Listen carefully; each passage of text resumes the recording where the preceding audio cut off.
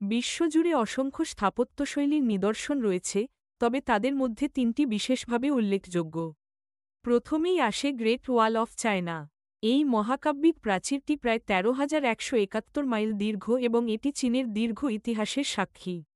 এটি নির্মাণে ব্যবহৃত হয়েছে হাজার হাজার শ্রমিকের অমানবিক পরিশ্রম। দ্বিতীয়ত, তাজমহল, যা ভারতের আগ্রায় অবস্থিত। সম্রাট শাহজাহান তার প্রিয় স্ত্রী মুমতাজ মহলের স্মৃতির উদ্দেশ্যে এই অপূর্ব সমাধি নির্মাণ করেছিলেন। সাদা মার্বেলের এই স্থাপত্যশৈলী প্রেমের প্রতীক হিসেবে বিশ্বব্যাপী পরিচিত। তৃতীয়ত, আইফেল টাওয়ার, যা ফ্রান্সের প্যারিসে অবস্থিত। ১৮৮৯ সালে নির্মিত এই লোহার কাঠামোটি আধুনিক স্থাপত্যের এক অনন্য উদাহরণ। এটি প্যারিসের আকাশে উজ্জ্বল হয়ে দাঁড়িয়ে আছে এবং পর্যটকদের জন্য একটি প্রধান আকর্ষণ।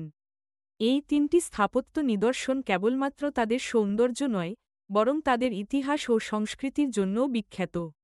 আপনিও ভ্রমণ প্ল্যান করতে পারেন এই সব বিখ্যাত স্থাপত্যশৈলী ভ্রমণের।